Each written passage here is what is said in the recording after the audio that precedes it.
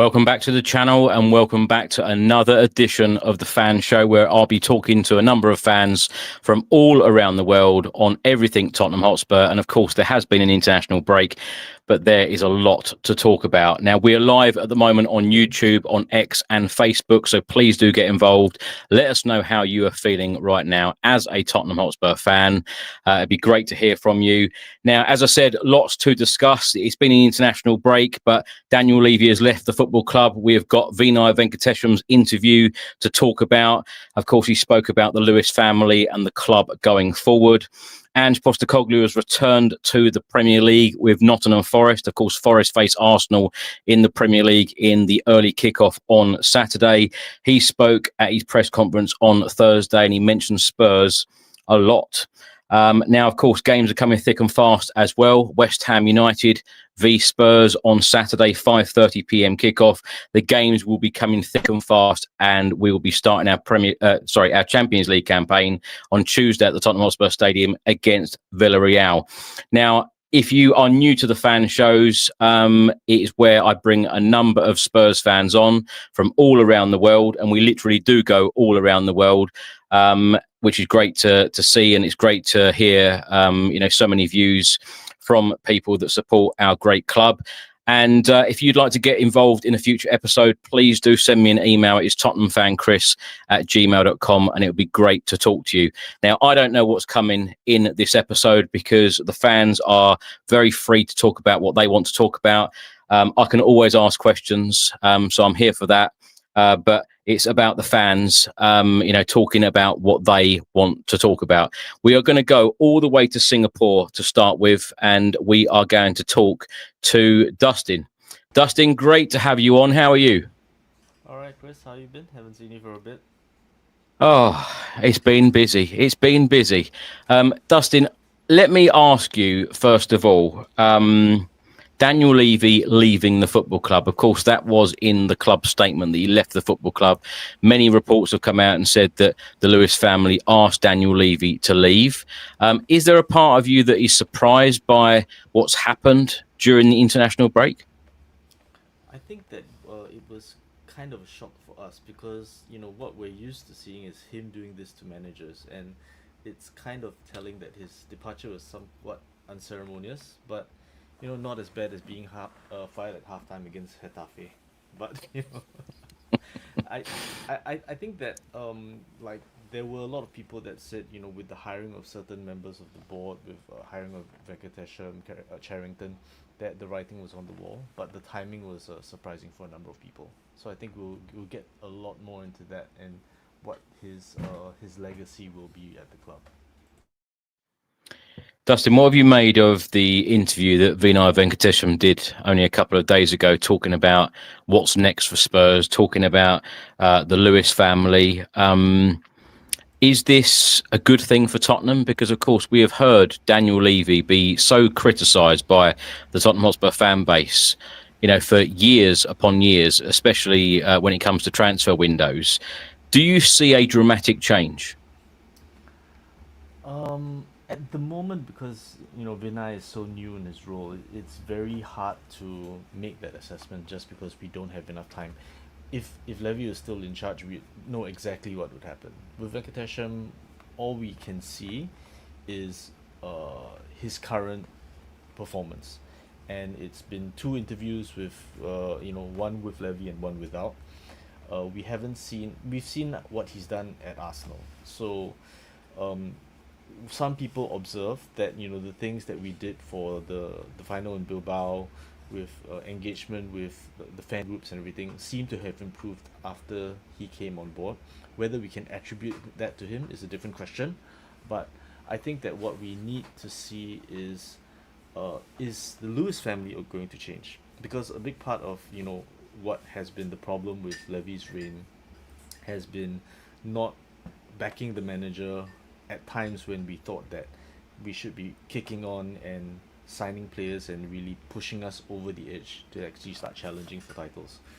And as much as we want to find a scapegoat for that, and that traditionally is Levy, I think that what we need to recognize is that ultimately the purse strings are held by the Lewis family, and they may talk about how they want success, but let's see whether they are actually going to back that up this time.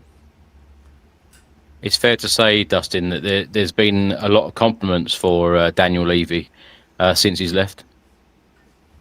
Indeed, and I think that you know what we do have to recognize is that he brought us from a time that we were mid-table, 12th, 13th, whatever we were, at the point that we were bought by Enoch, and we became a Champions League regular. I mean, he does have to be given credit for that, the stadium, the training ground, all of those things. But at the same time, we do need to recognize as well that there are CEOs that take a startup from startup to making money, and then the startup outgrows them. So I think that Spurs has outgrown what Daniel Levy was able to do. Daniel Levy took over at a time where it was still very much the gaffers in charge. You had Ferguson, you had Wenger, and he modernized Spurs to extent where we were one of the first few clubs to have a director of football. We had Commerly, we had Arneson. I think the problem is that we never actually committed to that. And what we did was, he would end up micromanaging. We wouldn't stick to the director of football. And chopping and changing your director of football is as bad as chopping and changing the manager, because what happens is that the direction doesn't get set. There's no consistency in the players that you sign. The whole point and the reason clubs are successful is because they have a director of football that signs players for the club, not for a specific manager, such that when they replace a manager, they're replacing the manager for the players they've already signed. We don't have that consistency because we don't have a director of football in place, and what we have is Levy doing that work, and then a rotating carousel of managers that get sacked whenever they start asking for signings, or whenever they start reaching the limitations of what they can do with the budget that he's given them. Dustin, do you see this as a Spurs fan? Do you see this as a positive move from the football club? Because there has been talk that the Lewis family are big Tottenham fans. Of course, they saw us win the Europa League, which, of course, was a fantastic moment for us all supporting the club. They apparently want more. They apparently want more trophies. They want more success. Do you think we're going to see a dramatic change when it comes to transfer windows? I know, of course, the January transfer window is always very different to the summer ones, but do you think that Spurs will go a lot bigger now in terms of transfer windows? I think that there will be a change, primarily because now they don't have Levy to hide behind. And in fact, we've seen from the recent transfer window, I mean, we had a number of faux pas in that transfer window with the Eze deal and the Morgan Gibbs White saga. Yeah. But that said, we signed four players that are pretty much first team players, depending on the scenario, depending on who you're playing, but they were first team quality players. So you have to say, on the spectrum of windows or transfer windows that have gone, even though we were disappointed because we expected Eze, Morgan Gibbs White, and in quick succession, even though that didn't happen, if you look at the window objectively, it is a bigger window than we've had in previous years. So I would say it's very hard to judge, but now that they don't have an easy scapegoat that the fan base already has previous issues with, they're not going to get away with what has been done in previous transfer windows, like Pochettino's 2 windows of no signings, for example. Dustin, what have you made of the 3 Premier League games so far? Because I think there are a number of Spurs fans, certainly who came on the previous fan show when I was asking for score predictions. A lot of people were going big against Bournemouth. Bournemouth certainly did a job on us, and it could have been a lot more than 1-0. Certainly, I think that ironically, it is the teams that I think we're going to face very much the same problems we always have, which is breaking teams down. I think that when there are teams that we beat City every time, can we play every week? So I think that whenever a team comes to possess the ball against us, Frank probably has a plan for them and a very good counter-attacking strategy. And the press was excellent against City. But if you have a team that doesn't care about possessing the ball, doesn't care about, you can press them and all they're going to do is knock it long. They don't care about putting you under pressure. Then it's a question of how well can we break teams down, and whether we have the players to break teams down. At that point, we didn't have Xavi Simons available to play, so we didn't have the tools available. We had a slightly questionable decision about putting Paulinho in, because why do you need Paulinho if you're playing a team that is going to give you the ball? And Paulinho, for all his strengths, isn't the creative force that we need him to be when we're breaking down a team like Bournemouth. Dustin, as I mentioned in the intro there, games will really be coming thick and fast now. So it's all about team selection. It is all about rotation of the squad. Javi Simmons, of course, has come in. Kolo Muani's come in. Would you expect them to heavily feature against West Ham? And if I had to ask you, if you had to choose the starting 11 against West Ham, who would you go with? Who would you hope that would be in the starting 11, bearing in mind that we've got the start of our Champions League campaign on Tuesday against Villarreal, followed by Brighton at the weekend? It's pretty tough because Villarreal and Brighton are two teams that you would kind of need the same profile of players against, so it's going to be quite tricky. Um, I would probably start, Vicario, Romero, Van de Ven. I mean that picks itself. Yeah. I would probably. Are we playing Brighton? After that, so if we're playing West Ham and Brighton, I would probably start with Spence on the right.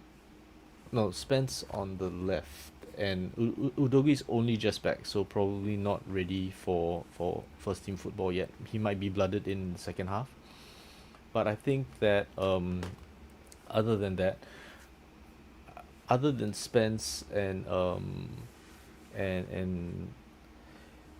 midfield, I would probably go with Paulinia, just because we need that steal and we need some of those legs. Sar easily picks itself, and um, I don't know how Solanke is doing, and probably Kolumuani, I suspect will come on in the second half and not on the off. Xavi Simons looks ready to go, I think. A good transfer window for you, Dustin? Could be better. I think that we still don't have the left winger and left centre back cover that we need. Yeah. Other than that, I think that we have four players that would more or less play many games. So I think that is a decent transfer window. Not as good as it could be, but for the time that we had, and for all of the issues that we had with Eze and Morgan Gibbs White, I think it was decent. Dustin, lastly, let's get your opinion about Ange Postecoglou being back in the Premier League. The Nottingham Forest game was already going to be spicy because of the Morgan Gibbs White saga, and now this has added a little more spice to it. And basically, when I saw that Marinakis had that award for Ange at some Greek event in the middle of the season last season, I was like, he is going to go for Ange next. So once I saw that Nuno was on the ropes, I was like, I knew that Ange was going to be the next manager for sure.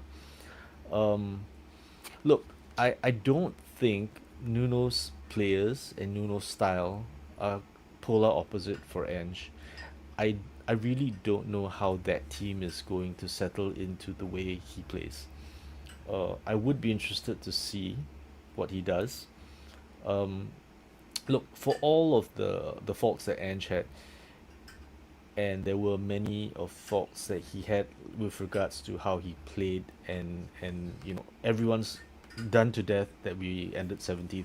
He did win us a trophy, Mm. and if you take all of that away, he really understood us. There are many managers that haven't really understood what it's like to be a Spurs fan, and he understood kind of how the media persecutes us, and how oh, now that we're in the Europa League, Wenger's comments and everything. So for what it's worth, I hope he does well, not against us, but he's a decent person, and I do enjoy seeing him in the league. Yeah, I would say actually, if you haven't watched or listened to Ange's presser, he actually took part in the press conference on Thursday ahead of this Arsenal game on Saturday. There's a lot of Tottenham mentions in there. Dustin, give us a score prediction for the West Ham game, and if there's anything else that I haven't asked you that you'd like to say about Spurs, certainly in the last couple of weeks or so far this season, Thomas, Frank, feel free. Score prediction probably 3-1. Kudus the score and assist. Just to get and Paqueta own goal. Why not? Love it. Love it. Dustin, always great to talk to you. Thank you so much, and we'll talk to you soon. All right. Take care. Cheers. Cheers. Right, we're now going to go all the way to Istanbul, Turkey, to speak to Orchie. Orchie, it's been a while. How are you, mate? Yeah, I'm all right. Well, trying to be all right, mate. Last time I think we spoke, April, my mum had passed away, and then I'm having a nightmare year this year. And then about a month and a half after that, broke up with my ex of 6.5 years. She moved. We were living together. She moved out. So I'm having, 2025 was supposed to be my best year, and it's probably working out to be my worst year. So I kind of took a bit of a break from, social media and all that kind of stuff. So I'm just sort of now coming back with excitement, hoping that Spurs, mends my broken heart.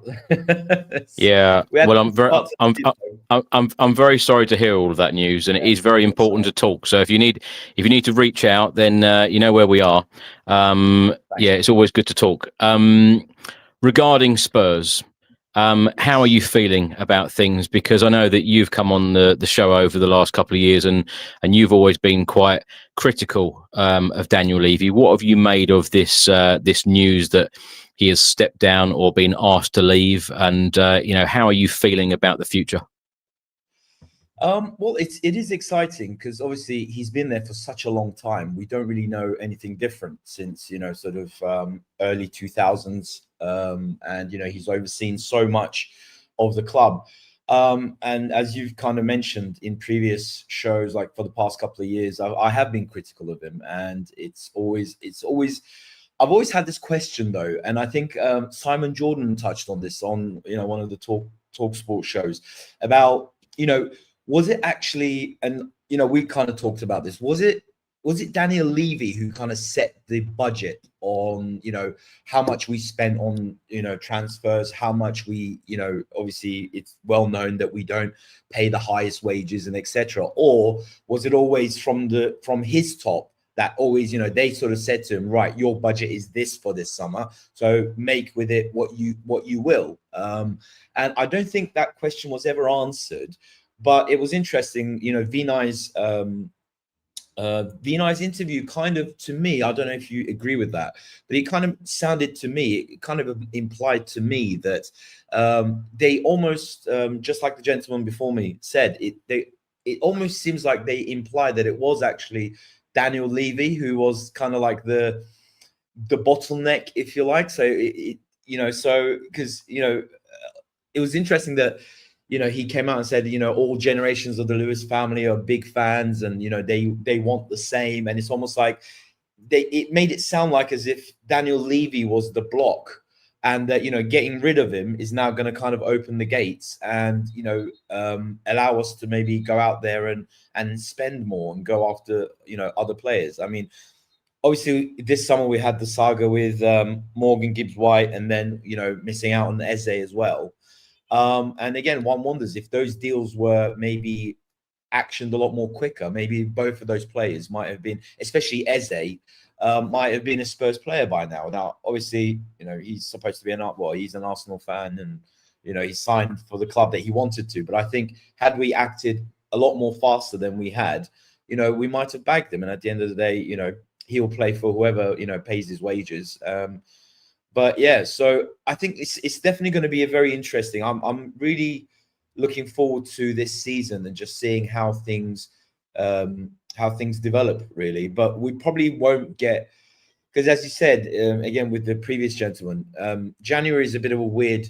The January transfer window is a bit of a weird window. It's hard to get deals done. For all teams, not just Spurs.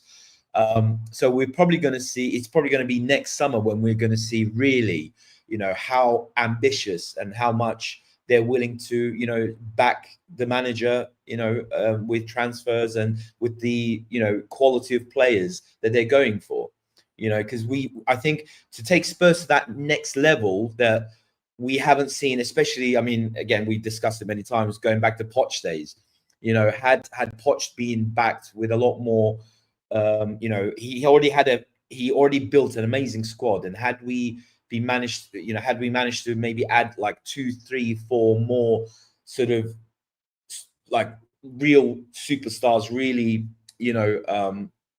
talented players to that, bunch, who knows, we might have ended up with a Premier League title, or we might have, gone on to win the Champions League. But it's going to be really interesting. I'm going to be watching with a lot of, interest and a lot of excitement.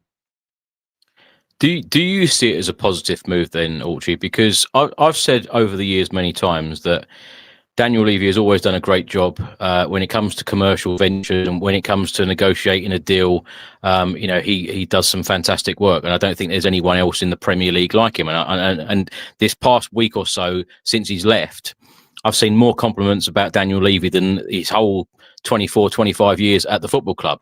Of course, he did say on Sky Sports only a couple of weeks ago that he'll get the credit for the stadium, etc., when he does eventually leave, and this is exactly what's happened. But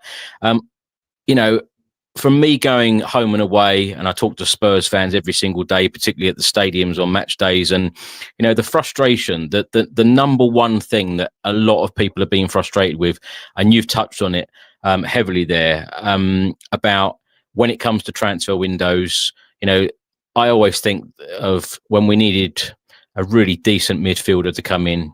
We got Jedson Fernandez, and we didn't get Bruno Fernandes, who we were linked with, for most of that time. And I feel like that is a really, really good example of a top quality player to a player that, didn't last very long at the football club. So the frustration was always there about the quality of players. Is it a fair statement to say that Daniel Levy did a good job at the football club, but he took us to, the furthest that he could go? He couldn't help Spurs anymore, and that's why they've made that decision. Is that a fair statement? Yeah, I think so, for sure. Because I mean, he's not a chairman that's been there for like 3-5 years. He's been there for 25, 26, or 25 years or 26 years, whatever he's been there.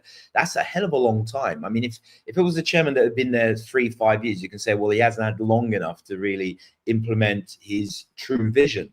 But he's had so much time, and he's been through so many managers. He's overseen so many changes in the club. I think there was always, I think it is definitely a fair assessment of his, at least the footballing side of things. I think, again, nobody can deny he's clearly a very, very astute businessman. And I think in the modern game, obviously, finances are important. You've got to be making, the more money you make as a club, and whether that's concerts and or everything else. So clearly, as a corporate businessman, he's fantastic, and who knows, we might miss some of that maybe going forwards, but he's set everything up in such a brilliant way. I think he's actually he's put the club in a position where, in terms of income, in terms of revenue, we're probably maximizing what we can do. But ironically, you have to kind of understand, obviously, if we were a regularly, cup winning team, whether it's the Premier League, whether it's Champions League, or any kind of European competition, or some domestic cups, our value would be even higher. So ironically, we would actually probably be commanding even more money from sponsors and things like that. So that's probably the last kind of step that's left, because outside of that, in as far as, maximizing what we can get as a club, I think it's quite clear that he put a fantastic system in place to really maximize the revenue for a club that has only won 2 trophies in, in his time, really, in 25 years that he's been there. So, I think Spurs are definitely there. So many things are in place. I mean, if you think about it, obviously all this talk about potential money coming in, or some Saudis or Qataris coming in to buy the club. anybody who's interested in buying Tottenham, they really don't have to do anything. We have an amazing world-class stadium. The training facility is one of the best in the world.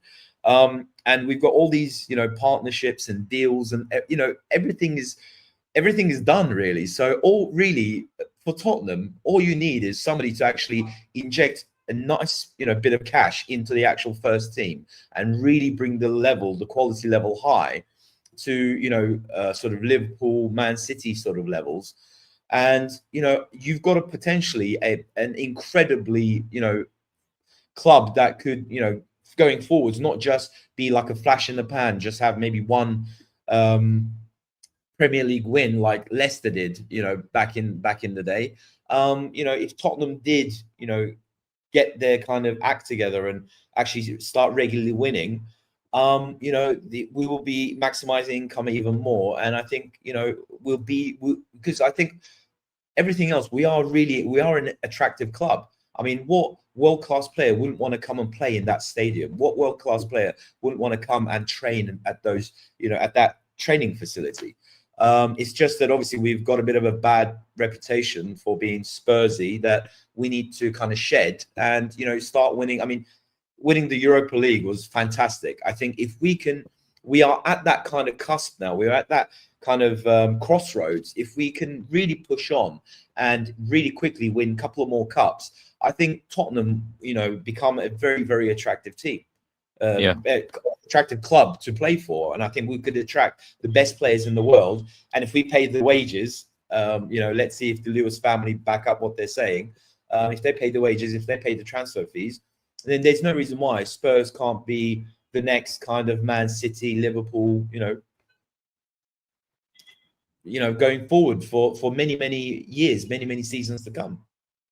Actually, there's a chat going on here on YouTube. Bod the Cap says, on the whole, our recruitment has been terrible for the last 7 to 8 years. King Hoddle then says, disagree.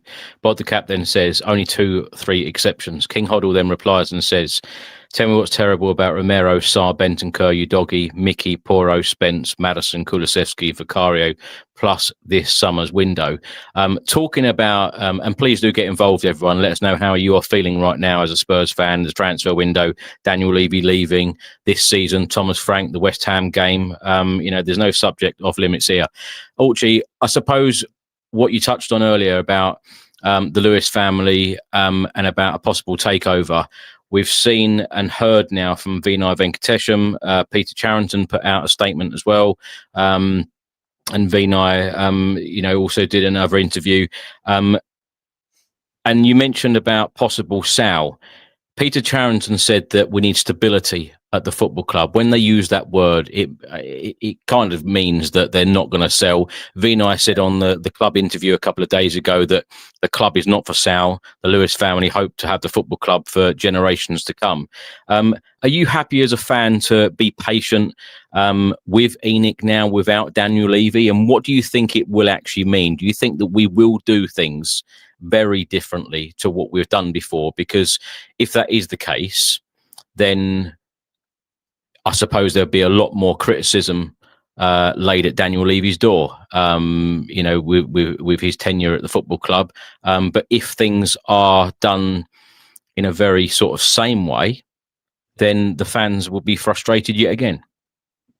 Yeah, I think so. Again, it comes back to that question of, was it ENIC, was it the Lewis family who kind of said to him, right, this year your budget is this, so you got to work within that very limited budget that you have? Or was it that essentially they asked him, okay, Daniel, what do you need this year? And it was always him that said, okay, I don't worry, I need, I'll manage with this much, so, and it was him that really limited the potential money that he got, or the budget that he got.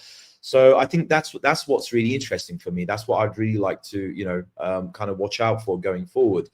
And as you said, but fair enough though, because I've even though I haven't been on some recent shows, I've watched pretty much every show that you put out, Chris. And you kind of touched on it, that there has been so many changes in the club. It really does seem like that they're because they're saying that we want to take a new approach, and we're changing this, we're changing that. I mean, even funny enough, I've been on LinkedIn looking at some jobs because I'm thinking of coming back to London, coming back to the UK. So but I saw recently that there's a lot of actually openings in the club as well on LinkedIn. They're advertising a lot of different types of roles at all levels. Orchard's going to be our insider. I'd love to, mate, I'd love to work for Tottenham, but I don't know.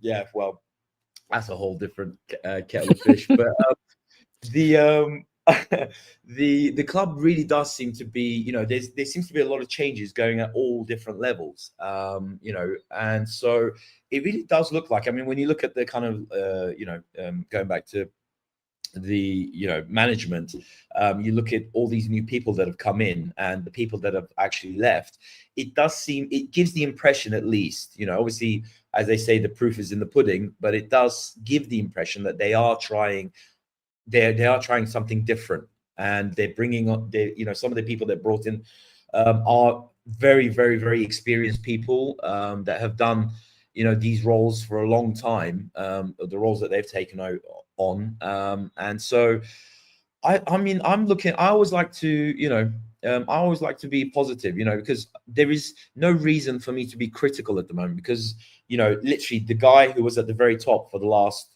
25 years or so has gone, and so has some of the other people just below him. So it really does seem to be a fresh new page, and I'm willing to give that a chance, at least for, as I said to you, like for the rest of this season. It'll be interesting to see what happens in January, depending on obviously the squad's needs and what Thomas Frank maybe wants. But really, I think the real indication, or the real show of it, is going to be next summer, again, how quickly we get deals done, because was it last or the summer before where we were all surprised when we acted really quickly and we got some deals done literally right at the start of the summer window, and we said, this is exactly what we need to do going forward. This is what we want.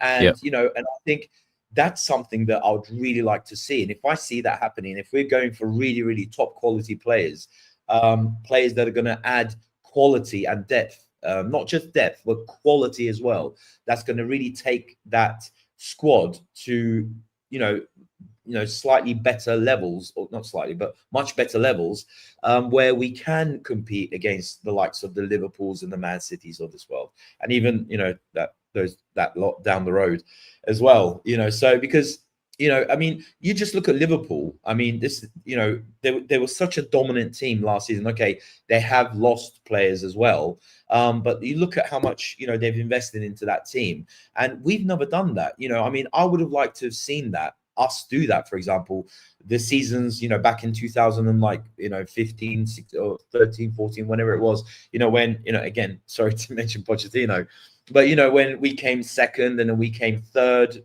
where most of the season we were actually second and we sort of dropped it, and even after the Champions League final, those are the kind of moments where, again, we were at crossroads. And I think had we invested properly at those moments, we could have continued that run, and we could have, potentially been, again, time and time again, season after season, back there at the very top, challenging, the likes of, whoever ended up being, champions, or whoever won the cups in the end. So yeah, I think it's going to be a really interesting season this season. It seems genuine, and I like the fact that they're putting themselves out there as well. I think, obviously, you mentioned the Sky interview. Well, actually, it was the club interview with Vinai, and I think he must have got that direction from the family, saying, look, mention that we're going to be a lot more visible. We're going to be a lot more hands-on from now on, and we're going to, support this team because we also want more wins. We want more cups. We want more championships, and So I think they on purposefully put themselves out there, and I actually like that. Now, whether that does transpire as we go forward for the rest of this season and at the end of the season, next summer window. Obviously, we'll wait and see, and we'll discuss it when the time comes. But yeah, it definitely does feel like a complete fresh page, I have to say, and I'm excited about it because As I said, most things are there in place. I think we just need a decent investment into that team. And, who knows? The sky's the limit for Spurs. Yeah. You're absolutely right. And communication, give credit where it's due. Communication since Vinai has come in. I remember doing an interview with Martin Lipton from the Sun newspaper, and he said to me at the time, Vinai had just been appointed, and he said that he is not shy of a microphone. He will communicate with the fans, and that's exactly what he's done since he's come in the door, and it's been a very busy few months for him so far. Nomad says here, Enoch saw the value of trophies. I said, and I've been saying pretty much every day, Orchie, after that parade, when you feel like that as a fan, whether you were there or whether you watched it on the TV, whatever, and every single time I talk about this parade, I've got goosebumps on both arms here. Because that was incredible. And you would think from the club's point of view, from the fans' point of view, and Daniel Levy even said in that interview recently that, we want to win the Premier League and we want to win the Champions League. But you're right, we do need more investment, and we do need that to be, consistent and, consistently bring in top players. In my opinion, I don't know, a lot of people or some people won't agree, but in my opinion, in these last few years, the transfer windows have been better than, managers like Jose Mourinho, managers like, that time, 518 days with Pochettino not spending a penny in transfer windows. I know there's a lot of reports saying that Poch didn't want players. Look, every manager wants players, regardless of what people think that they've heard or what has been said. Every single manager in every single transfer window wants new players in. So there's absolutely no doubt about that. Archie, last question for you, because when you and I get talking, we could talk all night about Spurs, but we do have a number of guests from around the world waiting. The West Ham game, give me a quick score prediction. How do you think that one's going to go? And also, give me your thoughts on Ange coming back to the Premier League. Yeah, gosh, that's basically like, you dump your ex and then, she turns up at the office party with some other colleague, We won't talk, what you've been through this year, we won't be talking about any exes. Yeah, I know, exactly. No, I mean, it's definitely, it's good to see him. But it's going to be interesting how, what Nottingham Forest, how they play going forward. I mean, I don't know if he kind of, because he's got his own style, hasn't he? So if they play like, how we were playing last season, I don't know. There might be fighting relegation. Who knows? I don't know. But yeah, obviously you the players that they have, you can see them scoring goals, but you can see them letting in a lot of goals as well with that kind of, So absolutely. Yeah, it's going to be interesting. It's going to be interesting. This weekend, West Ham, I think we'll beat them. Again, it'll be interesting to see what the who's fit and who might be in line to start. Obviously Kudus, game against his old club. I think he'll definitely, I mean, he's been brilliant. Like, he's been a player that I've really enjoyed watching. I think, this season that we've signed, we need more players like that. And obviously, the other new players that came in. I think honestly, this summer I believe we've had a good window. I would give it like 3.5 out of 5, simply because I think we needed 2-3 maybe more signings of the same sort of level of quality on top. But I think it's a good start, and I hope future windows we get better, even more, like exactly what we need. I think that's what we need to go out there and get it and improve the squad. But yeah, this weekend, I think score-wise, I think it could be like 2 or 3-0. I don't know. Yeah, I can see us scoring. I can see us maybe keeping a clean sheet this weekend against West Ham. I mean, obviously, we're at home as well. So, are we at home? Well, we're at home. No, we're away. We're away. London Stadium. Oh, sorry. Yeah. Okay. It might be 3-1 then. 3-1. I do think we'll win, but yeah, it might be 3-1 then. That'll do. Well, Archie, great to see you, and sorry about your struggles during 2025. And like I said, talk to friends, talk to family. If you need to reach out, message, and we'll chat, and hopefully we'll get you on the podcast very soon as well. Yeah, no, definitely. I'll definitely be a lot more present, sort of going forwards. I mean, I don't know. Like, the reason I came back to Turkey about 5 years ago from London was to take care of my mum. She's in and out of hospital, but yeah, now that she's gone, and then broken up with the ex. There isn't really anything keeping me here, so I'm kind of maybe long term. I'm thinking of maybe I might come back to London, might come back to the UK again. Been away for like 5-6 years, but yeah. So if anybody's interested in hiring me, I can send my CV out. Let me know. But anyway, thanks a lot, guys. I love this show. I love coming on here. I love chatting to you guys. Big love. And come on, you Spurs this weekend. Let's get another win under our belts. Absolutely. Archie, best of luck with everything, and we'll talk to you soon. Cheers. Thank you. Thanks. Right, we're now going to go to Phil in Australia, and the first question I'm going to ask you, Phil. Hope you're well. Ange Postecoglou back in the Premier League. What do you make of it? I think good luck to the man. I was disappointed that he was sacked.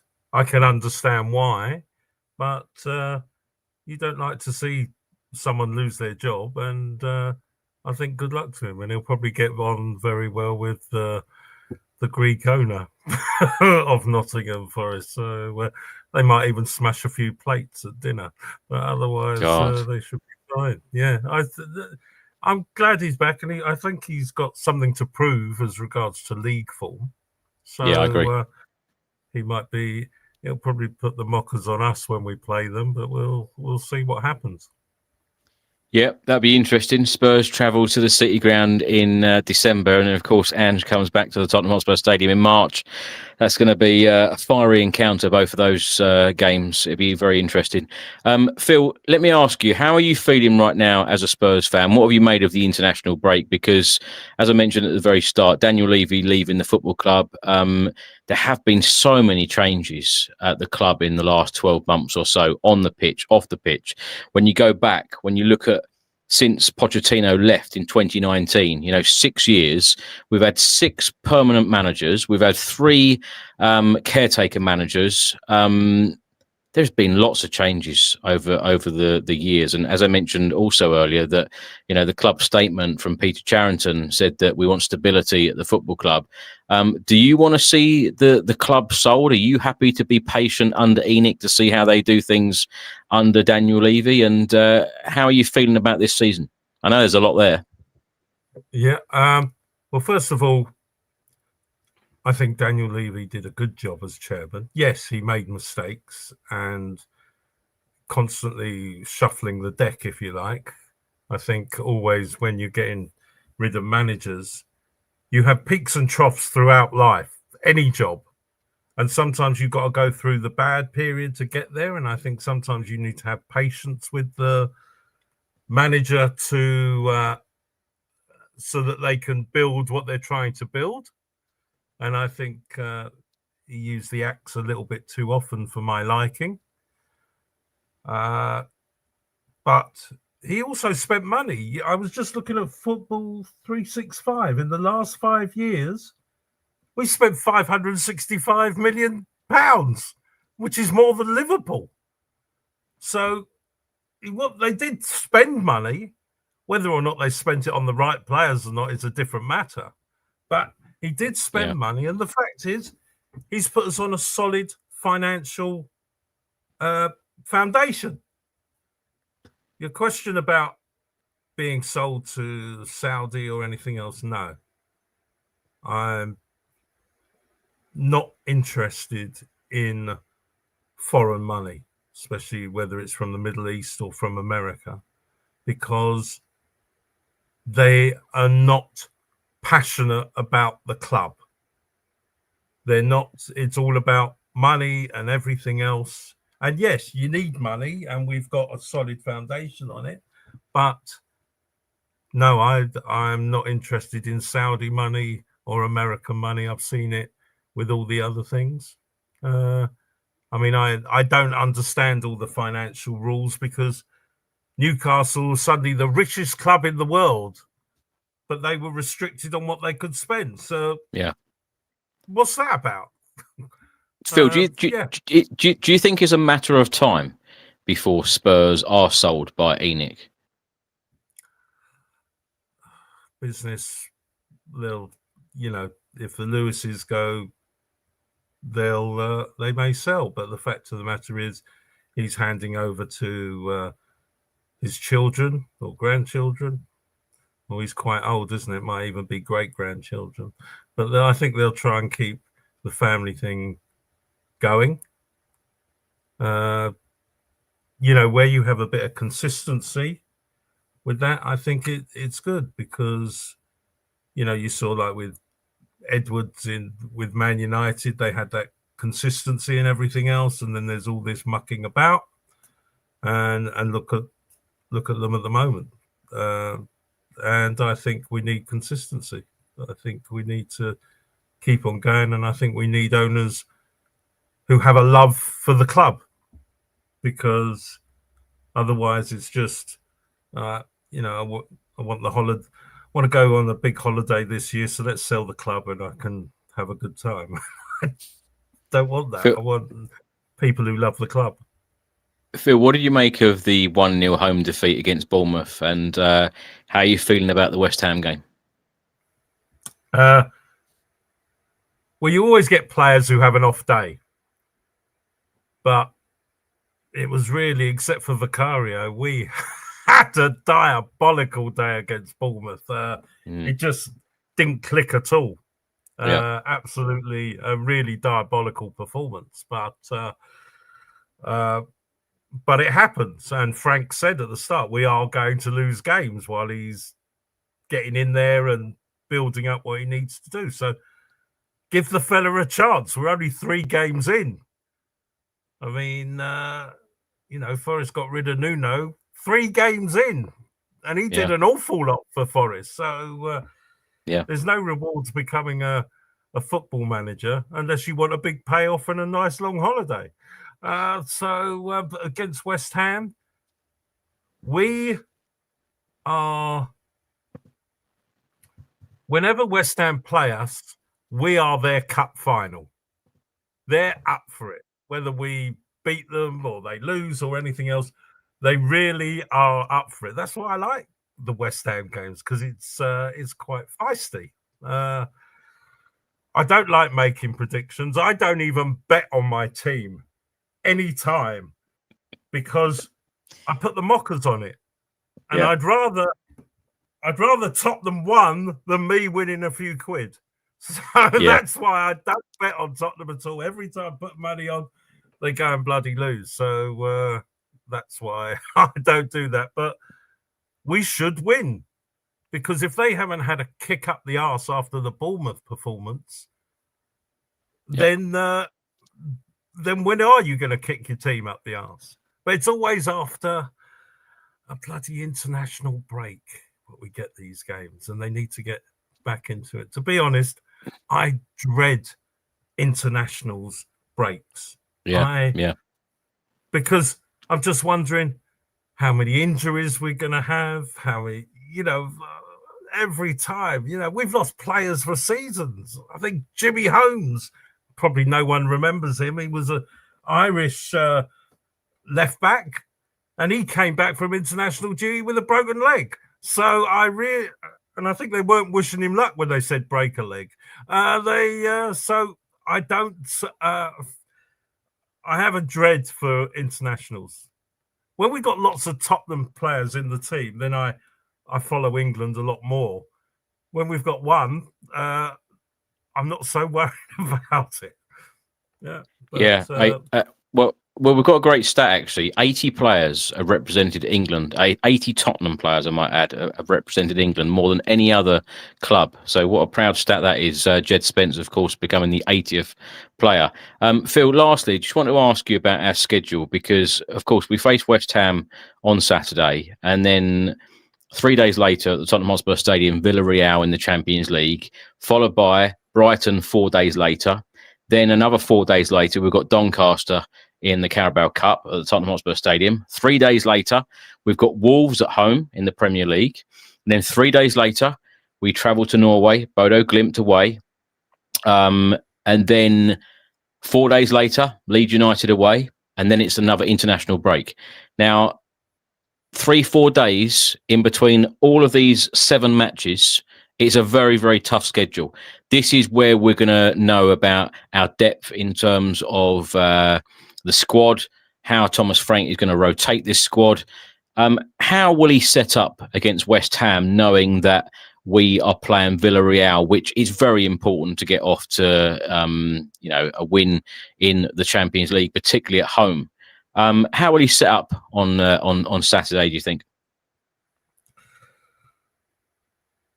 I think he won't shove all the new signings in straight away. He's going to phase it in and that sort of thing. And just because the original team had an off day against Bournemouth, I don't think he's immediately going to start cutting and everything else. And a lot of them may have had a bit of a rest or a bit of a break as such. But he's got to play kudos because he's got something to prove against West Ham. That's going to be that's going to be quite nice. You want fireworks on Saturday evening, yeah? Oh yeah, there's nothing better than a London derby where they're all having a go at each other and everything else, and you've got a blind referee who never sees anything. Do you know what though, Phil? Do you know what? It's their cup final, but yet the tickets are currently on general sale. They cannot sell this game out. That's unbelievable. What's going on in London at the moment? Are you all mad? This is a London derby. This is a local derby. Yeah. Yeah. It's. And what it is about West Ham is my late father came from the East End, and he had a choice of either supporting Tottenham or West Ham because they played similar football, wing play, attacking football, all the rest of it. And he did Tottenham because it was easier to get to them on the overground train. And then we've been lifelong Tottenham supporters ever since. Yeah. I don't know why that is. It shows that with Sonny gone, we've lost all the South Korean supporters that come in that don't worry about the actual games and about the history. And that's where I think they were getting wrong. That's one thing I think Daniel Levy was making a mistake on, because they weren't worried about the true supporters. They're quite happy with the tourists because when the tourists come, they go to the Spurs shop, they spend a fortune and everything else. Well, if you're a regular supporter, you've got your scarf, you've got your shirt, and you don't spend as much. So suddenly now, if you're losing that revenue from the tourists, you're suddenly not getting as many people to the club.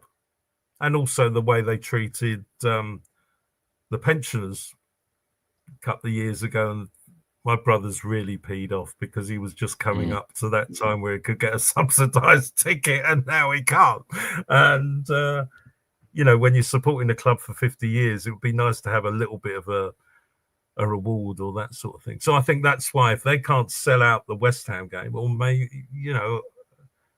I don't know why that is. That should be a knock-on sellout against West Ham. That's down to West Ham, not Spurs, I might add. It is a West Ham. So, Phil, I know you don't want to give us. I know you don't want to give us a score prediction, but if I was to ask you for a prediction for this season, what would you be happy with, and what is realistic? I'd be happy with top 6.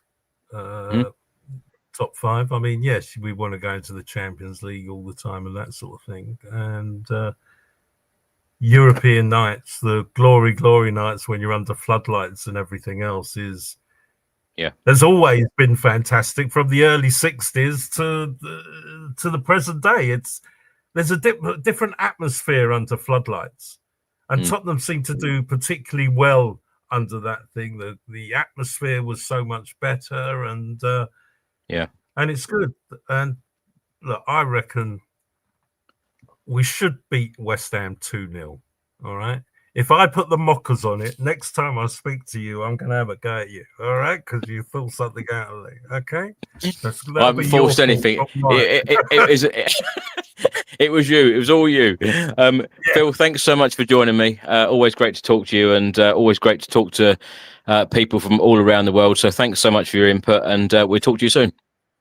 Yeah, thanks for the decent time of the day. I'm sleeping off my insomnia now. See ya. Bye. Cheers, Phil. Cheers. Right, we're now going to go to Steve. Darren, I come to you next. Steve, how are you? I'm all right, Chris. How are you? Very good, thank you. Yes, great to talk to you all. Steve, how are you feeling right now as a Spurs fan? I've asked a few of the guests already about that Bournemouth game.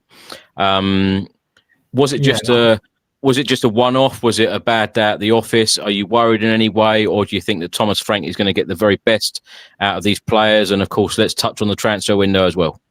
Yeah, I went to the game, and it was a bit of a horror show.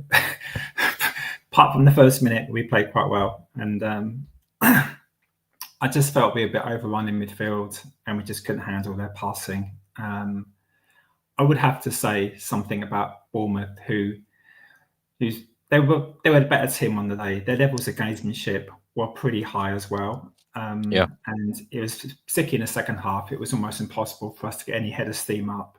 The amount of players were falling over, and corners were constantly being, fouls and alleged fouls in the penalty area, and the refs would stop the game. But Bournemouth were better, and it was very disappointing to see that.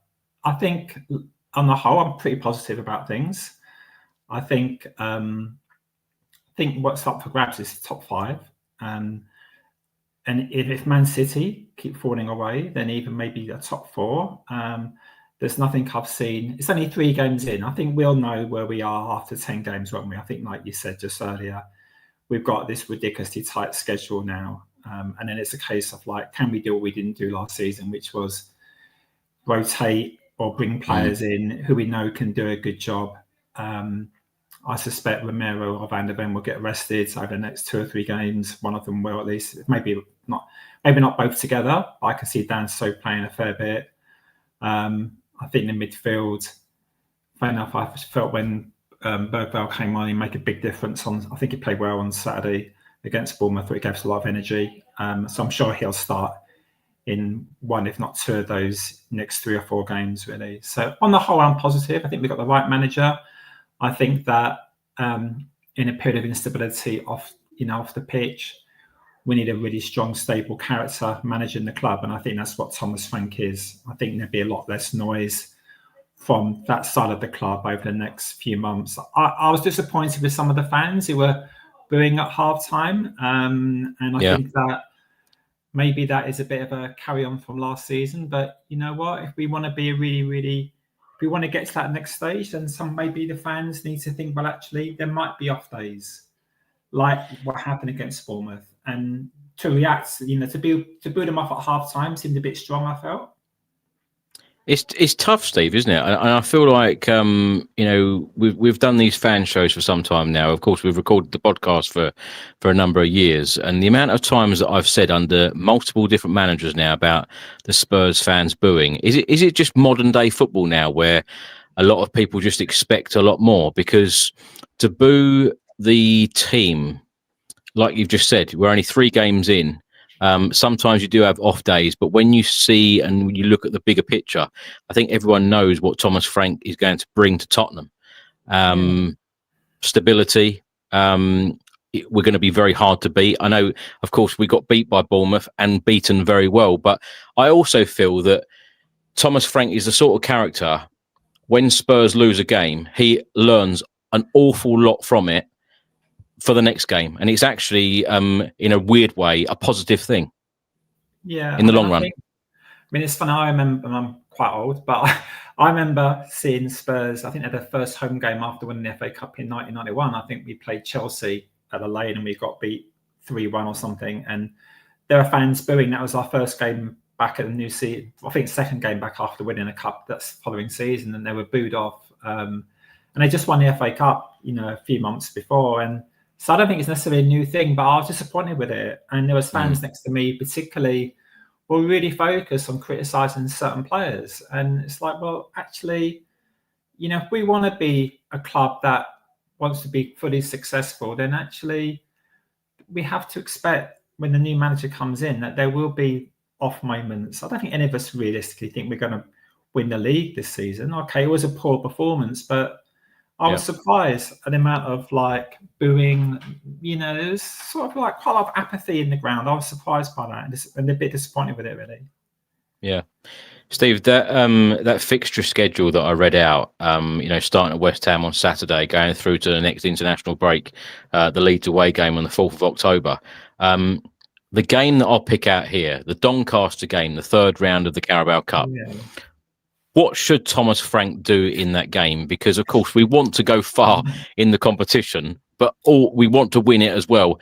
How many, say, under 21 players or is the right term fringe players, the players that don't get much game time? Would you expect a lot of changes in that game? And where else would you think that Thomas Frank would rotate, and what would be the right number of players to rotate? Because it's very, very fair to say, and we learnt this under Ange, certainly in the last 2 seasons, that it is impossible for these players to play. Although sometimes us fans want them to, it's impossible for them to play every game. Champions League, Premier League, and then the way these games are coming thick and fast like this. Well, he's down if he does. He's down if he doesn't, isn't it? So I think, like, imagine if he plays a whole new 11 and they get beat, he will get slaughtered for it. But at the same time, equally, if he plays a very strong team and, Doncaster treat it, I'm sure they will, like a big cup final, and there's 2 or 3 of our senior players get injured, then he's also going to get criticised for that. I think that's where he's going to be good. I think he's an experienced manager. I think he'll look at that squad, and I'm sure that he'll be thinking that we need to get through that game. We'll probably go strong from the beginning. I think I would rather go strong at the beginning, maybe go 2 or 3 up, hopefully, and then be able to rest some of those senior players. That's what I'd rather he'd do than actually going weak at the beginning and then it being 0-0 and then the crowd getting anxious and then Doncaster getting more confident. And it doesn't always work that way, does it? When you bring on the heavy mob, it doesn't always work out that way. So I'd rather he'll mix and match it. I'm sure like people like Ben Davis, think they'll get game time as well over those types of matches, I'd imagine. Steve, how's the international break been for you? Do you keep up with international football? And the reason I asked that is because Jed Spence, of course, made his debut, unused sub against Andorra at Villa Park at the weekend, but of course made his debut from the bench against Serbia. Yeah, it was terrific. And I think like what was really lovely was Harry Kane's tribute in the, I don't know if you saw it, in the dressing room. Yeah. And he was quite emotional about it. And I think like Jed is someone who, came into the club and I think the supporters, we had a lot of hope in him. And then immediately then the manager then just went, I don't really want him. And it was like, can you imagine like starting a new job and the boss going, I don't really want you. I've been forced to kind of like have you say, it was great. I think like watching England now is a bit of a weird experience because obviously, those days in the World Cup when I think we had 5 of the first 11 in, for 5 of our players in that first 11 are kind of like gone for the moment. And it's not quite the same, but obviously beating Serbia was a great 5-0 was a fantastic result. I always feel, I don't know, I find it frustrating international breaks, I've got to be honest. Particularly after 3 games and then you have to stop for 2 weeks. And I've been, like a lot of supporters, I'm sure, I've been itching for the Premier League to restart. And it would have been nicer to have like left it with a win, but West Ham away, it's a big game to come back to, and it's an exciting game, isn't it? Yeah, absolutely. Steve, lastly, let me ask you about the West Ham game, and I'm going to give you a stat here. Spurs have lost 10 of their last 16 London derbies in the Premier League, winning 3, drawing 3, keeping just 1 clean sheet in our last 21 derby matches in the league, and that was a 2-0 away win at Thomas Frank's Brentford back in February 2025. So we seem to have struggled in London derbies, 10 defeats in the last 16. How do you expect the game to go on Saturday? I think if we score first, we'll win comfortably. Let's not, don't concede, don't encourage them. West Ham are kind of like, the fact that they haven't sold out. Obviously, I think that's the club that's that's got problems, isn't it? And let's not encourage them. Let's start. I'm sure we'll start strong. Get an early goal, and hopefully we can keep the crowd quiet. There's obviously going to be a lot of fuss about Kudos, and I saw something earlier that West Ham have banned these dreadful half and half scarves. So they're honestly taking it fairly seriously. But I think if we go 2-0 up after 15, 20 minutes, I'm sure we'll be fine. And I'm expecting us to win and win pretty comfortably. Do you know what? You mentioned half and half scarves. I always just find it absolutely baffling when I go to like the Emirates and you see the sellers there selling a half and half scarf, Arsenal v Spurs. It's like, who wears these? Well, Arsenal, Spurs. You know, maybe it's a tourist. Maybe it's like, you know, some of these tickets. I think like previous caller was saying, they're going to like people. They're going to these big ticket agencies. They're selling them to like hotels. They're selling them to like package holidays, aren't they? And people are going to go, well, actually, this is my souvenir of the day. It's a half and half scarf. I mean, really. I mean, can you imagine going to a game and you've got a Spurs top on and West Ham shorts on? That's to me what it's like. The stupidity of a half and half scarf. Yeah, no, definitely not. You know, what's going on with the world, Chris? Half and half scarves. Well, we're in 2025. It's a very different world now, isn't it? To when you mentioned 1991 of us winning the FA Cup, it's a very, very different world now. It is a very different world. But perhaps we're just old and grumpy, Steve. Fans did moan then. Remember, you know, I mean, a lot of players then were you know, I mean, bless him, John Pratt and a few of the other, you know, like Terry Fenwick. There's a few who've been really criticised over the years. I didn't like it then. I don't like it now. But I guess criticising, you know, players isn't necessarily a new thing. I just wish that, you know, we need to be patient, don't we? We've got a new manager. I think most of us believe in this new manager. Yeah. And there's going to be there's going to be a few hiccups, and hopefully not too many like Bournemouth, but there will be a few. And but also something that, you know, like I said earlier, something that hasn't been said at all. Bournemouth, you know, the level of gamesmanship surprised me at Bournemouth, and no one's really talked about it. And you know, I mean, but they did deserve to beat us. No, I'm not saying they didn't deserve to beat us. They were brilliant, and as I said earlier, they lost 4 out of their back 5 in the summer. Iriola's done a fantastic job there. I feel like someone like him, and we've spoken about Oliver Glasner as well a lot on this channel recently. You know, managers like that, I think, are going to go on to, you know, no disrespect to their Premier League clubs now, but I think they're going to go on to bigger and better things down the line. Steve, thanks so much for joining us. Always great to talk to you, and we'll talk to you soon. Thank you. Bye. Right, we're now going to go to Darren in the States. Darren, I said we get around the world. I tell you, we're over in America now. How are you? Yeah, it's like you get to travel without the paying the airfare, Chris. Exactly, quick travel. Yeah, and very cheap. How are you feeling right now about Tottenham? This international break, of course, a lot has happened. What's your thoughts? Daniel Levy leaving the football club, Vinai now taking control day-to-day of the football club. Of course, we've got a new chairman, but he's now a non-executive chairman. Daniel Levy won't be making any decisions at the football club anymore. Darren, what do you make of it all? Yeah, I think I've been watching a lot of your shows, and obviously there's been tons of discussion on it, and I sort of fall in line with everyone else, really. I've never been a Daniel Levy out person, but I've never been a Daniel Levy in either. But, you know, I would sum it up saying he's done a good job on the business side, not such a good job on the footballing side.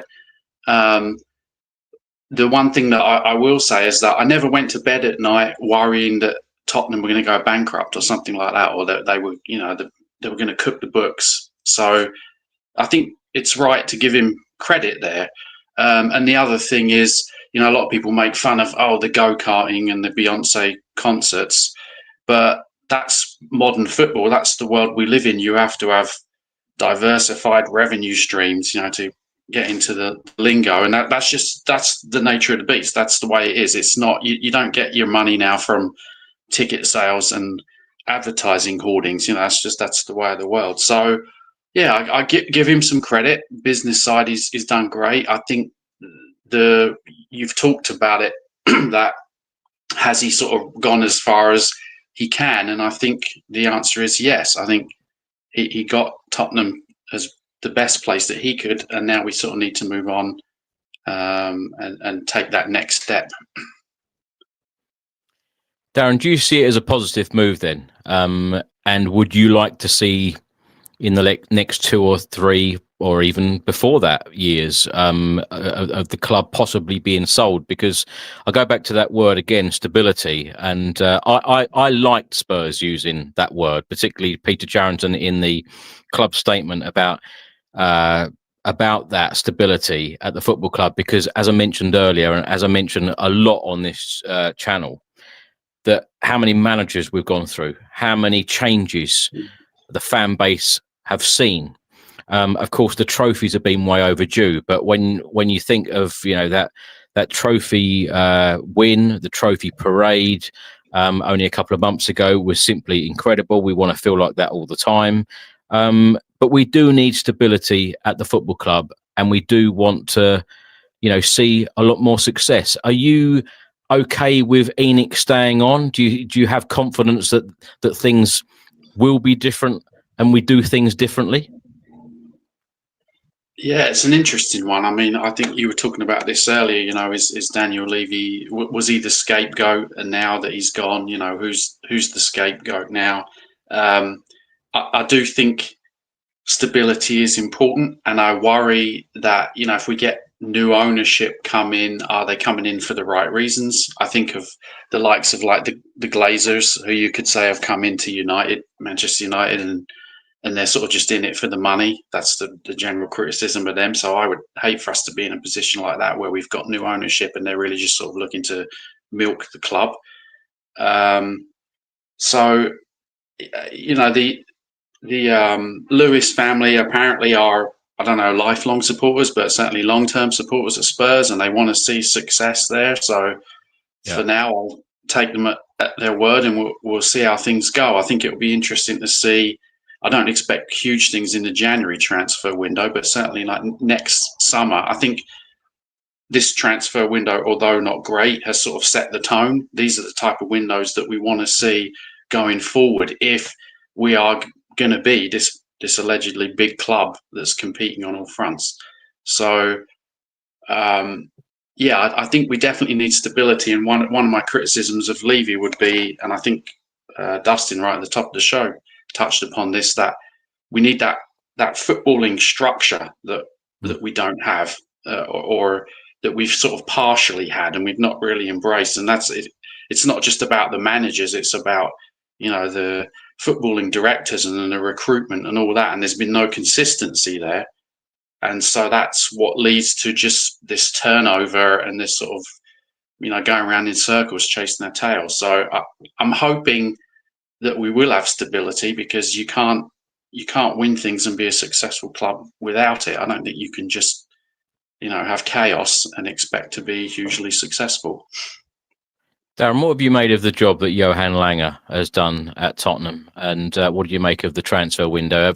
Have we done enough to be fighting on all fronts? And also, let me ask you about Vinai Venkatesham, because he came through the door, and as he said in the interview only a couple of days ago, he came in thinking that he would be working with Daniel Levy for a number of years, and then of course it was only a couple of months.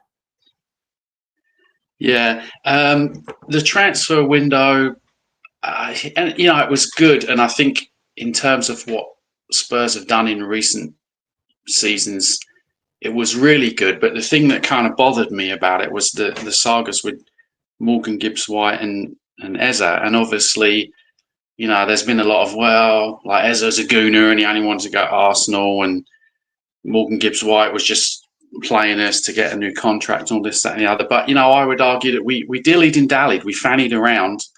And it made us look stupid, and I think that was where the frustration was for me. Is if it is the case that these players are not really going to come to us and they're just playing us, well then we should be able to figure that out pretty quickly and just move on rather than wasting time. Obviously, the Gibbs-White one was sort of out of the blue, but I think overall it's a pretty good window. As others have said, we're still short on the left wing, and it'd be nice to get someone at left back to compete with Udogie when he's fully fit, because I'd like to see Spence probably competing with Porro on the right. But like I said, I guess the jury's still out, because we need to see what future transfer windows are going to look like. If this is going to be a one-off and then we're just going to go back to getting one or two players in Yep. then we'll be no better off really than we were. Darren, let me ask you about the West Ham game on Saturday, and what a weird stat this is, by the way. Following a 2-0 win away at Manchester City, Thomas Frank is looking to become just the third Spurs manager to win his first 2 away top-flight matches in charge of the club, along with Ozzy Ardiles in 1993 and Tim Sherwood in 2013. I mentioned some stats earlier as well about London derbies. Spurs haven't done that well in the last 16, losing 10 of them. What do you expect from this game? And I also said the last couple of seasons have ended up 1-1 draws. That last game last season in May, the crowd was so quiet, the home crowd, which was very, very unusual. Of course, Mohamed Kudus is returning to the London Stadium. Even in the medical, when the doctor was looking at his heart, he said, "You'll find Spurs there," having spent 2 seasons at West Ham. It's going to be a fiery encounter. There's no doubt about that. And Mohamed Kudus is certainly going to get a lot of abuse and a lot of things said, aimed his way on Saturday evening. But how do you see this game going? Do you think Spurs will pick the 3 points up? I think they should. West Ham are really struggling, and honestly, I have them down as, if not relegation candidates, then certainly in a struggle. Graham Potter. I like Graham Potter personally. I think he's a pretty decent manager, but for whatever reason, he's just not got going at West Ham. Yeah, they did win their last game, but when I watched that game, it was like they struggled, and then they got the goal, and then that seemed to help them, and they just sort of, I don't know, they had this weird moment where they suddenly become Brazil or something out of nowhere. But I don't think that's going to be their season. I think that was sort of a one-off. Maybe it will give them momentum. I don't know, but I feel like it's a team that we really should, the way where we are right now, where they are, we really should be able to put them to bed. I have it down as a 3-1. I think that's a popular prediction that you've had. Sounds like. Yeah. But again, it's one of those that you never know. London derby, like you said, it's definitely going to be fiery. I hope that the Spurs that turned up against Bournemouth are not the Spurs that turn up against West Ham. Otherwise, it could get really ugly. But I would imagine not. And you've said, Thomas Frank learns from every game. I think it was sort of a blessing in disguise in a way. It sort of brought us back down to earth that, we're not the finished article. We're not there yet. There's work to do. And hopefully that will sort of give people to kick up the backside. It was mentioned by other guests that the Spurs players need. And I think we can get a result out of it. Darren, lastly, Kolo Muani and Javi Simmons, do you think that either or both will start against West Ham? Because, as I also mentioned earlier, that we've got games coming thick and fast. So, even if they didn't, they will get other opportunities. It's fair to say in the next 4 to 6 weeks, we're going to certainly see every player getting opportunities. Yeah, I think in those 2 specific cases, I would imagine they'll come off the bench. I can't imagine them starting. But yeah, I would definitely expect to see them get some minutes, and it probably depends on how the game is going and who's performing. Obviously Richarlison got off to a magnificent start, and then he had an absolute stinker against Bournemouth. But to be fair, all the players did. I think one of your earlier guests said Vicario was the only one who sort of could cover himself in any sort of glory from that game, and I agree with that. Other than maybe the subs who come on, Bergvall and Odegaard were half decent when they came on. But I would imagine Simons and Muani will be involved in some shape or form. And then I think one of the good things that we've got coming out of last season is that we've got the likes of Bergvall and Gray and Matisse Tell is another one. And those are the players that are going to have to step up in some of these games. You know, particularly Tell, obviously not in the Champions League squad, so he's going to be looking at some of these games, thinking I can potentially get in the squad, make an impact, and he needs to, because he needs to justify, I think. But also Thomas Frank has shown he's not afraid to give these players a chance as well. So yeah, we're going to see lots of changes. I mean, I think Thomas Frank is going to probably go strong against West Ham, but he's going to use all 5 subs for sure. So yeah, it'll be interesting. Darren, always great to talk to you. Thank you so much for your time, and we'll talk to you again soon. Cheers, Chris. All the best. Thanks. Cheers. Thank you. Right, we're now going to go to our last guest of the evening, and that is Steve in England. Steve, how are you? Hello, Chris. How are you? Very good, thank you. Yes. Yes. Steve, how are you feeling? We've gone to all these exotic places, and then I've said Steve from England. Just boring Hertfordshire, Chris. Just boring Hertfordshire. Baby Hertfordshire. How are you feeling right now, and what did you make of the news about Daniel Levy leaving the football club? Are you feeling more optimistic about the future because of this news, or will Spurs miss him in that boardroom? Well, it was a bit of a shock, wasn't it? It just came out of nowhere, really, all of a sudden.